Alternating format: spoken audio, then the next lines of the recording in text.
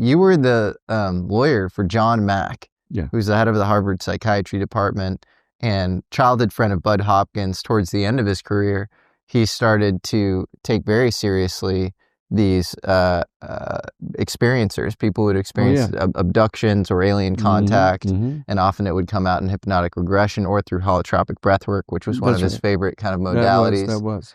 And you have his final manuscript. I do. And he writes about, I heard at the end of his life, he started to get into reptilians and was like interested in reptilians specifically. I don't know. Is there anything interesting in that final manuscript that sort of shows his overall worldview at the end of this, decade plus long inquiry into the UFO alien question? Yeah, he really views the entire UFO ET issue as a window opening onto the functioning of worldviews, in our human family, to really explain an awful. I had something to do with that, because that's what I was talking to him about. He and I, just before he got killed, we were planning on trying to set up a thing called... When you say he got killed, was that, do you think it was intentionally or accidental? No, it was accidental. Okay, car hit him. Yeah, no. It was, in Europe? Yeah, I was on that within hours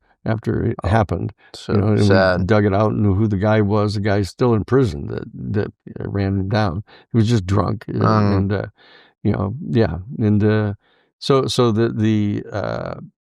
that John and I were talking about the fact that this was actually the name of his manuscript is When Worldviews Collide. And, all the Velikovsky, all of that, from When Worlds Collide. So that's what he did. It's When Worldviews Collide. Yeah. What was the Velikovsky? What was the When Worlds Collide? What was that about? When Worlds Collide is an old classic piece that Velikovsky wrote.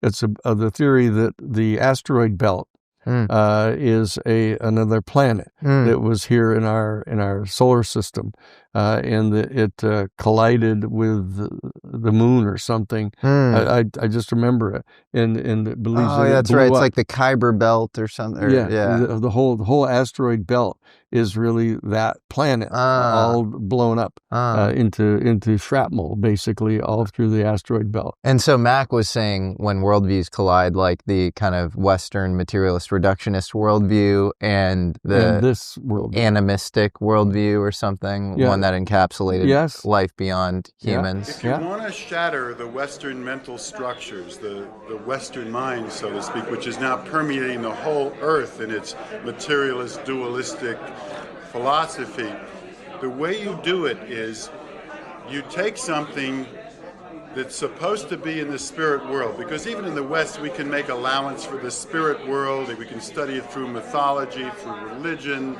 through imagination, through poetry. But the one unforgivable sin to the Western mind is when something that should be in the spirit world transgresses and shows up in the physical world.